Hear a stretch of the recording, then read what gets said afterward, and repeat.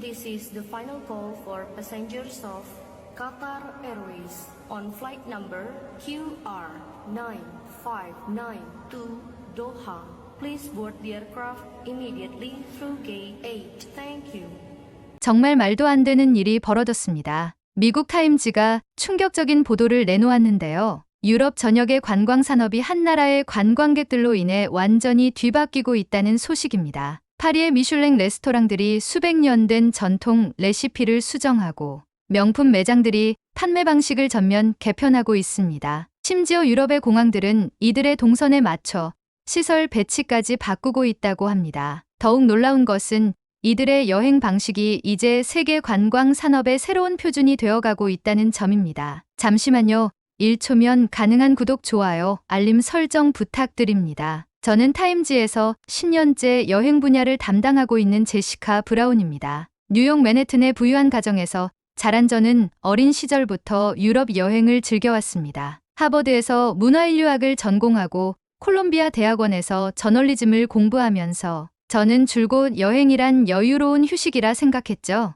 매년 수십 차례 유럽을 오가며 취재를 했지만 이번처럼 충격적인 변화는 처음 목격했습니다. 그날도 저는 평소처럼 파리 샤를드골 공항 근처 카페에 앉아 취재 준비를 하고 있었습니다. 프랑스 현지 시간으로 아침 7시, 갓 구운 크루아상과 카페오레의 향이 가득한 이른 아침이었죠. 창밖으로는 부산스럽게 움직이는 여행객들의 모습이 보였습니다. 피곤에 절어 비틀거리며 걷는 관광객들, 서둘러 게이트를 찾아 뛰어가는 비즈니스맨들, 공항은 평소처럼 무질서한 움직임으로 가득했습니다. 그때였습니다. 공항 한편에서 마치 물결처럼 움직이는 50여 명의 단체가 눈에 들어왔습니다. 모두가 검은색 롱패딩을 맞춰 입고 한치의 흐트러짐도 없이 완벽한 대열을 이루며 이동하고 있었죠. 20년간 수많은 여행객들을 취재해온 저였지만 이토록 조직적이고 체계적인 움직임은 처음 보는 것이었습니다. 더 놀라운 건 이들의 손에 들린 스마트폰이었습니다. 모두가 같은 화면을 보며 움직였는데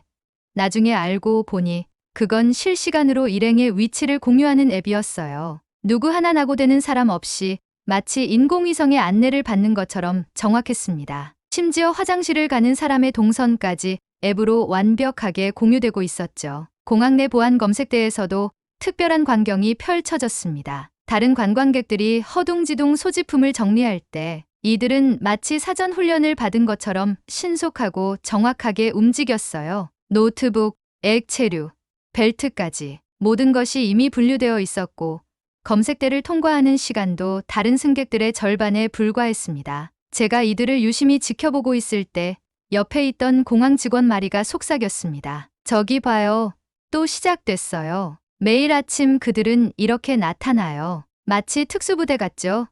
하지만 더 놀라운 건 따로 있어요. 마리의 얼굴에는 경이로움이 가득했습니다. 15년 차 베테랑 공항 직원인 그녀도 이런 광경은 처음이라고 했죠. 마리는 저를 면세점 쪽으로 안내했습니다. 그곳에서 저는 더욱 믿기 힘든 광경을 목격했죠. 진열대 앞을 서성이며 고민하는 다른 관광객들과 달리 이들은 마치 미리 짜놓은 것처럼 정확하게 움직였어요. 각자 정해진 위치에서 필요한 제품을 단 몇 초 만에 집어들고 계산대로 향했습니다. 이걸 한번 보세요. 마리가 한 장의 종이를 건넸습니다. 단순한 쇼핑 리스트가 아니었어요. 브랜드별 가격이 센트 단위까지 기교 분석되어 있었고 각 매장의 위치와 이동 동선까지 완벽하게 계산되어 있었습니다. 심지어 환율 변동에 따른 가격 변화까지 고려되어 있었죠. 처음에는 저희도 이해할 수 없었어요. 마리가 설명을 이어갔습니다. 이렇게까지 체계적으로 움직이는 관광객들은 본 적이 없었거든요. 매장 직원들도 처음에는 당황했죠. 하지만 이제는 오히려 우리가 배우고 있어요. 이분들 덕분에 공항 시스템도 많이 개선됐어요. 실제로 공항의 변화는 놀라웠습니다. 한국인 관광객들의 동선을 분석해 면세점 배치가 바뀌었고 안내 표지판도 더욱 직관적으로 개선되었다고 해요. 심지어 다른 공항들도 이런 변화를 벤치마킹하기 시작했다고 합니다. 이분들이 오시기 전과 후가 완전히 달라요. 공항의 운영 책임자 장 폴이 통계 자료를 보여주며 말했습니다. 면세점 매출은 30% 증가했고 고객 불만은 50% 감소했어요. 더 놀라운 건 다른 관광객들도 이분들의 방식을 따라하기 시작했다는 거죠. 처음에는 저도 이해할 수 없었어요. 여행이 이렇게까지 치밀해야 하나 싶었거든요. 여행의 즐거움은 즉흥적인 발견과 여유로운 산책에 있는 것이 아닐까 생각했죠. 하지만 시간이 지날수록 이분들의 방식이 얼마나 효율적인지 깨닫게 됐습니다. 마리의 말처럼 이들의 여행은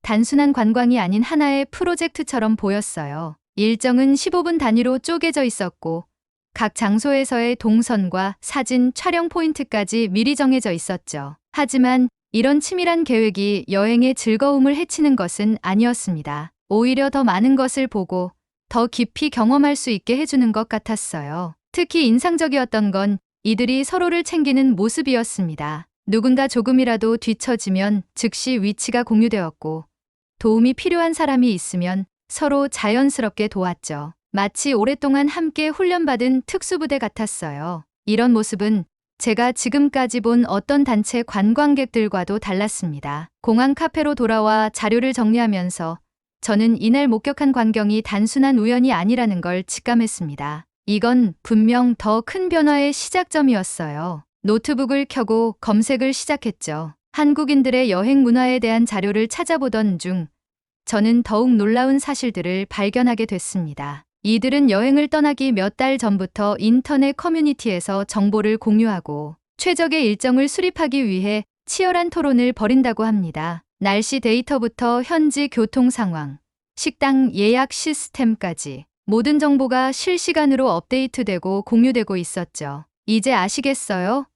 왜 우리가 공항 시스템을 바꿔야 했는지 마리의 말에 수긍할 수밖에 없었습니다. 이토록 체계적이고 효율적인 여행 방식은 제가 20년간 취재해 온 그 어떤 관광객 그룹에서도 본 적이 없었으니까요. 이 특별한 관광객들의 정체를 더 자세히 파악하기 위해 저는 본격적인 취재에 착수했습니다. 그리고 그 과정에서 발견한 것들은 제가 알던 모든 여행의 개념을 완전히 바꿔놓았습니다. 파리의 리츠 호텔에서 새로운 취재가 시작됐어요. 30년 경력의 베테랑 호텔리어인 토마스 듀부아 총지배인과의 만남이었죠. 그는 제게 유럽 호텔 업계가 겪고 있는 놀라운 변화를 들려주었습니다. 저희 호텔은 1898년 개관 이래 처음으로 조식 메뉴를 전면 개편했어요. 토마스가 호텔 레스토랑으로 저를 안내하며 말했습니다. 한국인 고객들의 요청으로 시작된 죽과 국 메뉴가 이제는 호텔의 시그니처가 되었죠. 놀라운 건 프랑스 고객들도 이제는 아침에 따뜻한 국물을 찾는다는 거예요.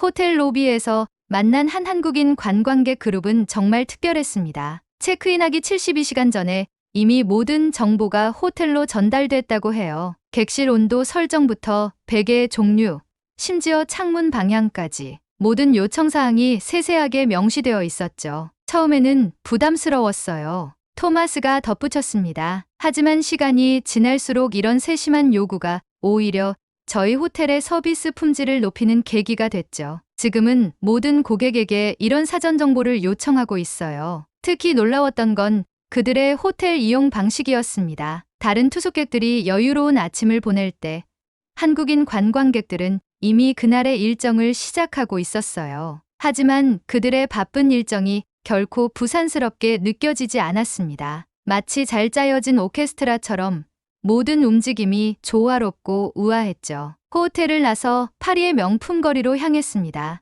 루이비통 본점의 마케팅 디렉터 소피 르블랑과의 약속이 있었죠. 그녀 역시 놀라운 변화를 전했습니다. 매장 전체 매출의 40%가 한국인 관광객들로부터 나온다는 거예요. 더 충격적인 건 반품률이었습니다. 다른 나라 관광객들의 10분의 1 수준에 불과했죠. 한국 고객들은 매장에 들어서기 전부터 모든 걸 알고 계세요. 소피가 태블릿을 보여주며 설명했습니다. 가격은 물론 재고 현황까지 파악하고 오시죠. 파리, 밀라노, 런던의 가격을 실시간으로 비교하면서 가장 합리적인 구매를 하시는 거예요. 심지어 직원들보다 제품에 대해 더 잘 아는 경우도 있어요. 명품 매장의 직원 교육도 변화했다고 합니다. 이제는 저희 직원들도 한국어로 기본적인 인사를 하고 한국의 트렌드를 공부해요. 소피가 교육 매뉴얼을 보여주었습니다. 재미있는 건 이런 변화가 다른 고객들에게도 긍정적인 영향을 미친다는 거예요.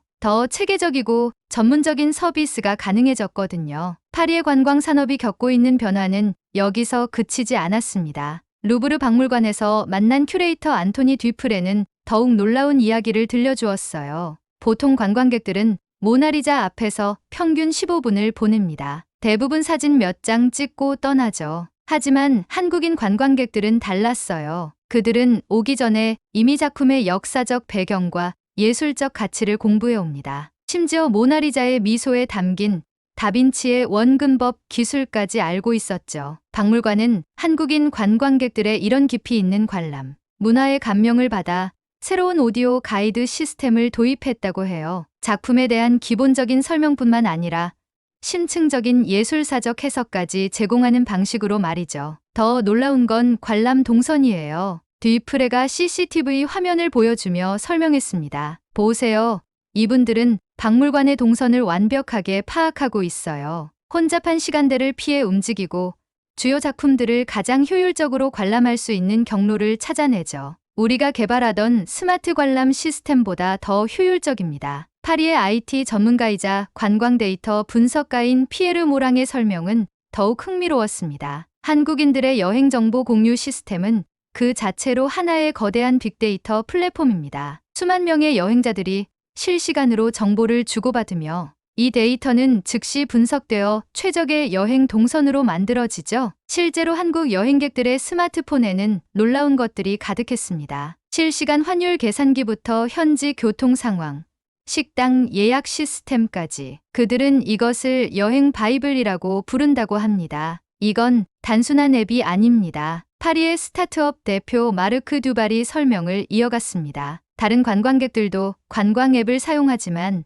한국인들의 시스템은 차원이 달라요. 리뷰, 평점, 실시간 가격 비교, 재고 확인, 날씨 정보, 교통 상황까지. 모든 정보가 실시간으로 업데이트되고 공유되죠. 우리도 이런 시스템을 만들려고 했지만 아직 절반의 수준도 따라가지 못하고 있어요. 파리의 레스토랑가에서도 큰 변화가 일어나고 있었습니다. 몽마르트 언덕의 유명한 레스토랑 라 메종 로즈의 오너 셰프 피에르 듀퐁은 20년 만에 처음으로 메뉴판을 디지털화했다고 해요. 처음에는 고민이 많았어요. 피에르가 새로운 태블릿 메뉴판을 보여주며 말했습니다. 프랑스 전통 레스토랑에서 디지털 메뉴판이라니 상상도 할 수 없었죠. 하지만 한국 손님들이 보여준 반응이 놀라웠어요. 그들은 음식의 사진과 재료 정보를 보며 더 깊이 있는 대화를 나누더군요. 심지어 저희가 몰랐던 와인과 음식의 페어링까지 제안해 주셨어요.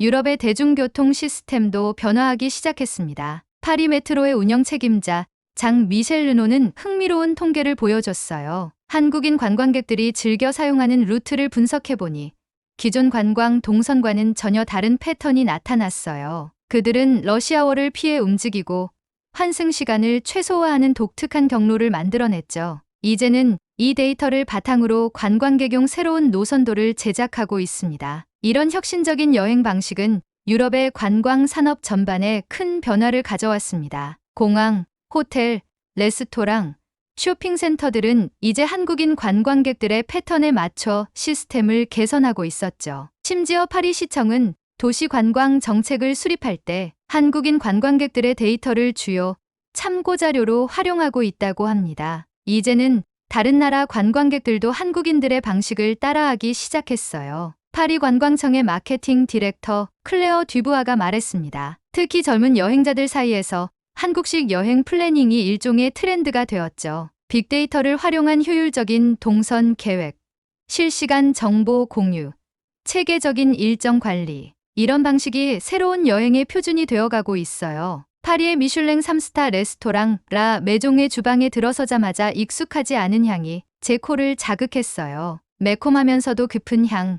분명 전통 프랑스 요리에서는 맡아본 적 없는 냄새였습니다. 30년 경력의 수석 셰프장 피에르 듀부아를 만나러 주방으로 들어갔을 때 저는 더욱 놀라운 광경을 목격하게 됩니다. 이걸 한번 보세요. 듀부아가 진공 포장된 붉은색 소스 하나를 제게 보여줬어요. 고추장이었죠. 처음에는 이해할 수 없었어요. 수백 년의 전통을 가진 프랑스 요리에 고추장이라니. 하지만 지금은 오히려 제가 먼저 이 소스를 연구하고 있습니다. 프랑스 요리의 새로운 가능성을 발견했거든요. 듀부아의 설명에 따르면 한국인 관광객들은 늘 진공 포장된 김치와 고추장을 가방에 넣고 다녔다고 해요. 보안 검색대에서 가끔 적발되기도 하지만 그들에겐 마치 필수품 같은 거였죠. 놀라운 건 그들의 식사 예절이었습니다. 음식을 함부로 대하지 않고 항상 감사한 마음으로 먹더군요. 자신들의 소스를 넣으면서도 프랑스 요리의 본질은 존중했습니다. 실제로 듀부아의 레스토랑은 최근 메뉴를 대대적으로 변경했어요. 한국인들의 입맛을 고려한 새로운 요리를 선보이기 시작한 거죠. 코리안 터치 프렌치 퀴진이라고 이름 붙인 이 새로운 메뉴는 파리 미식가들 사이에서 큰 화제가 되었습니다. 우리의 시그니처 메뉴인 카나르 아로랑주에 고추장을 살짝 더했더니 전혀 다른 맛이 탄생했어요. 오렌지의 단맛과 고추장의 감칠맛이 완벽한 조화를 이루더군요. 프랑스 고객들도 이 새로운 맛에 열광하고 있습니다. 하지만 이런 변화를 반기지 않는 이들도 있었어요. 프랑스 요리 아카데미의 회장 앙투안 르메르는 이 변화에 강하게 반발했습니다. 이건 프랑스 요리의 정체성을 훼손하는 일입니다. 수백 년의 전통을 가진 프랑스 요리의 고추장이라니 도저히 받아들일 수 없는 일이죠. 르메르는 파리의 유명 레스토랑들을 돌아다니며 한국식 퓨전 요리의 중단을 요구했어요. 심지어 미슐랭 가이드에 항해 서한을 보내기도 했죠. 우리는 프랑스 요리의 순수성을 지켜야 합니다. 이런 식으로 변질되도록 놔둘 순 없어요. 하지만 이러한 갈등 속에서도 변화는 계속되었습니다. 프랑스의 젊은 셰프들은 오히려 한국의 발효 음식에 깊은 관심을 보이기 시작했어요. 프랑스 최고의 요리 학교인 르코르동 블레에서는 한국의 장류와 발효, 문화를 연구하는 특별 과정까지 개설했다고 합니다. 이건 단순한 맛의 문제가 아니에요. 르코르동 블레의 수석 교수 마리 클레어가 설명했습니다. 한국의 발효 문화는 프랑스의 와인이나 치즈 문화만큼이나 깊이가 있어요. 우리가 오히려 배워야 할 점이 많죠. 특히 발효 과정에서 일어나는 화학적 변화는 프랑스 요리에 새로운 영감을 주고 있습니다. 갈등은 예술계에서도 일어났어요. 루브르 박물관의 새로운 관람 문화를 둘러싸고 격렬한 논쟁이 벌어졌습니다. 프랑스 문화평론가 장폴 메르시에는 이것은 문화의 맥도널드화라며 강하게 비판했어요. 모든 것을 효율성과 속도로 재단하려 하고 예술 감상의 여유와 낭만을 죽이고 있다는 것이었죠. 하지만 루브르 박물관의 큐레이터 안토니 듀프레는 다른 시각을 보여줬습니다. 오히려 한국인 관광객들 덕분에 우리 박물관이 더 살아났어요. 그들은 작품에 대해 깊이 공부하고 토론하며 때로는 우리도 몰랐던 새로운 해석을 제시하기도 하죠. 이런 열정적인 관람 문화야말로 우리가 지향해야 할 방향이 아닐까요? 이러한 갈등 속에서 더욱 흥미로운 현상이 나타났습니다. 파리의 작은 골목 식당들이 오히려 한국인 관광객들을 적극적으로 환영하기 시작한 거예요. 몽마르트 언덕의 50년 전통 비스트로 르프티 자르댕의 주방장 피에르 듀세는 이렇게 설명했습니다. 우리 식당이 미슐랭 가이드에도 없는 작은 곳인데 어느 날부터 한국인 손님들이 찾아오기 시작했어요. 알고 보니 한 한국인 여행 블로거가 우리 식당의 정통 프랑스 가정식을 소개했더군요. 그분들은 와인부터 디저트까지 코스를 제대로 즐기시더라고요. 오히려 프랑스 손님들보다 더 진지하게 음식을 대하셨죠. 파리 제과협회의 회장 앙투안 르누아르도 비슷한 경험을 들려주었습니다. 처음에는 한국인 관광객들이 우리 빵을 사진 찍기에만 바쁘다고 생각했어요. 하지만 그들은 프랑스 빵의 역사와 제조 과정까지 공부해 오더군요. 심지어 우리도 잊고 있던 전통 제법에 대해 질문하시는 분들도 있었습니다. 이런 진정성 있는 관심은 프랑스 문화계의 태도 변화를 이끌어냈습니다. 처음에 한국인들의 여행 방식을 비판했던 문화평론가 메르시에도 입장을 바꾸기 시작했어요. 제가 잘못 판단했네요. 그들은 효율성만 추구하는 게 아니었어요. 오히려 제한된 시간 안에서 최대한 깊이 있게 문화를 이해하려 노력하는 거였죠. 파리의 대표적인 와인 샤브라 케브 드 파리의 소믈리에 장 피에르는 더욱 놀라운 이야기를 들려주었습니다. 한국인 고객들은 와인을 고를 때 포도 품종부터 빈티지, 생산자의 철학까지 꼼꼼하게 살펴보세요. 한 번은 1982년산 보르도 와인에 대해 제가 몰랐던 정보를 알려주신 분도 있었어요. 그들의 열정 덕분에 저희도 더 공부하게 됩니다. 이러한 문화적 충돌과 화해의 과정에서 가장 인상적인 변화는 파리 요리학교에서 일어났습니다. 르코르동 블레의 마리 클레어 교수는 한국 발효 문화 연구 과정을 신설한 이유를 이렇게 설명했어요. 발효는 프랑스 요리의 핵심이에요. 와인, 치즈, 빵, 모두 발효가 기본이죠. 그런데 한국의 발효 문화를 연구하면서 우리가 미처 생각하지 못했던 새로운 가능성을 발견했습니다. 특히 장류 발효 과정에서 일어나는 미생물의 작용은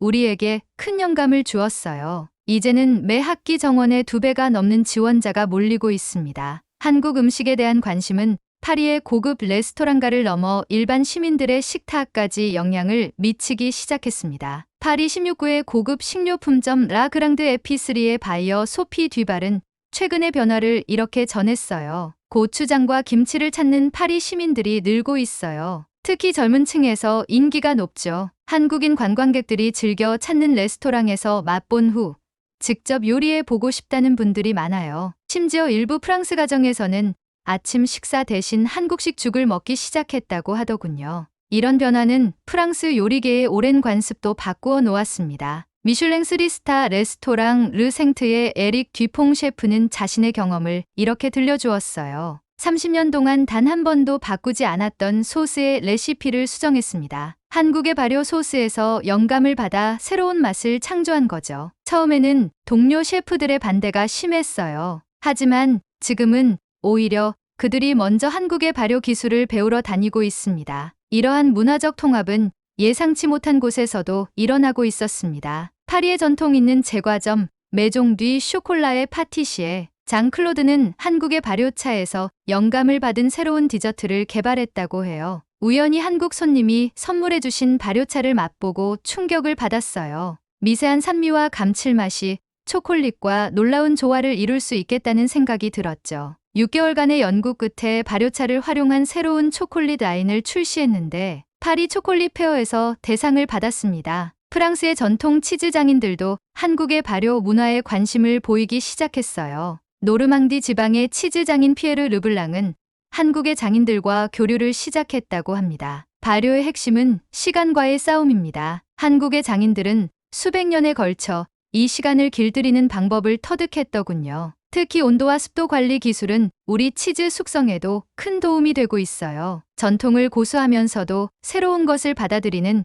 그들의 자세에서 배울 점이 많습니다. 이런 변화의 물결은 파리의 밤문화까지 영향을 미쳤습니다. 샹젤리제 거리의 유명 바텐더 앙투안 듀부아는 한국의 전통주에서 영감을 받은 칵테일을 선보이고 있어요. 한국 손님들이 들려주신 전통주의 이야기가 흥미로웠어요. 쌀로 만든 술이 와인만큼 다양한 풍미를 가질 수 있다는 게 놀라웠죠. 이제는 한국의 막걸리나 청주를 베이스로 한 칵테일을 만들고 있는데 파리지앵들의 반응이 무척 좋습니다. 취재를 시작한 지 3개월이 지난 시점에서 저는 이 현상에 더 큰 그림이 보이기 시작했습니다. 이건 단순한 여행 문화의 변화가 아니었어요. 유럽의 오랜 관광 산업 전반에 걸친 혁신적인 변화였고 그 중심에는 한국인 관광객들이 있었습니다. 파리 시청의 관광정책 책임자 피에르 모랑은 놀라운 통계를 보여주었어요. 최근 2년간 파리를 찾은 관광객들의 소비 패턴을 분석해보니 한국인 관광객들의 1인당 평균 소비액이 다른 나라 관광객들보다 50% 이상 높았습니다. 더 놀라운 건 체류 시간당 문화시설 방문 횟수예요. 다른 관광객들의 2배가 넘었죠. 이런 변화는 유럽 전역으로 퍼져나갔습니다. 런던의 대형 박물관, 로마의 바티칸 박물관, 마드리드의 프라도 미술관, 유럽의 주요 문화시설들이 하나둘씩 코리안 스탠다드를 도입하기 시작했어요. 실시간 혼잡도 알림 시스템, QR코드를 활용한 작품 설명, 최적 관람 동선 추천 등 한국인 관광객들이 사용하던 방식들이 이제는 글로벌 스탠다드가 되어가고 있었습니다. 파리의 샹젤리제 거리에서 만난 프랑스의 젊은 여행 블로거 마리 듀부아는 이렇게 말했어요. 저도 이제는 한국인들처럼 여행을 준비해요. 빅데이터로 최적의 방문 시간을 찾고 동선을 계획하고 실시간으로 정보를 공유하죠. 이런 방식 덕분에 더 많은 것을 보고 경험할 수 있게 되었어요. 여행의 질이 완전히 달라졌죠. 특히 주목할 만한 것은 이들의 영향력이 단순히 관광에만 국한되지 않는다는 점이었어요. 유럽의 서비스 산업 전반이 변화하기 시작했습니다. 호텔들은 모바일 체크인 시스템을 도입했고 레스토랑들은 실시간 예약 플랫폼을 구축했으며 심지어 택시 회사들도 실시간 위치 공유 서비스를 시작했죠. 한국인 관광객들은 우리에게 새로운 가능성을 보여줬어요. 파리의 스타트업 대표 루카 메르시에가 설명했습니다. 그들이 보여준 혁신적인 서비스 이용 방식은 유럽의 전통적인 서비스 산업이 나아가야 할 방향을 제시해 주었죠. 이제 우리는 전통과 혁신이 어떻게 조화를 이룰 수 있는지 알게 되었습니다. 하지만 이런 변화가 순탄하기만 한 것은 아니었어요. 여전히 일부에서는 전통적인 유럽의 여행 문화가 사라지는 것을 우려하는 목소리도 있었습니다. 프랑스 문화평론가 앙투안 르메르는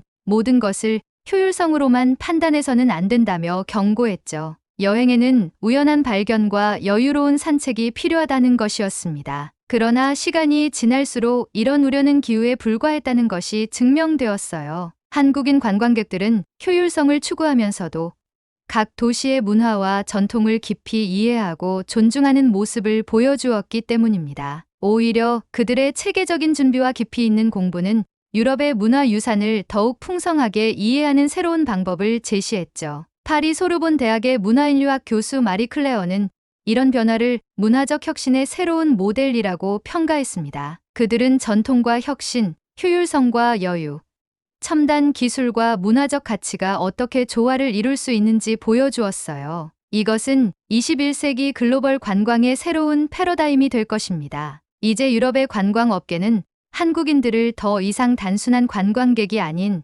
새로운 기준을 제시하는 혁신가로 바라보고 있습니다. 그들의 방식을 연구하고 시스템을 개선하고 서비스를 변화시키고 있어요. 한국인들이 바꿔놓은 유럽의 관광 문화는 이제 새로운 글로벌 스탠다드로 자리 잡아가고 있었습니다. 취재를 마무리하며 문득 든 생각이 있습니다. 어쩌면 우리는 지금 전 세계 여행 문화의 새로운 장이 열리는 순간을 목격하고 있는지도 모르겠어요. 그리고 그 중심에는 늘 철저하게 준비하고 끊임없이 혁신하는 한국인들이 서 있었습니다. 여러분은 해외여행을 하실 때 어떤 스타일을 선호하시나요? 꼼꼼한 계획파신가요? 아니면 즉흥적인 여행을 즐기시나요? 여러분의 특별한 여행 이야기를 댓글로 들려주세요. 이 영상이 도움이 되셨다면 좋아요와 구독, 알림 설정도 잊지 마세요. 여러분의 관심이 저희에게 큰 힘이 됩니다. 다음에 더 흥미진진한 이야기로 찾아뵙겠습니다. 지금까지 감동데스크였습니다. 감사합니다.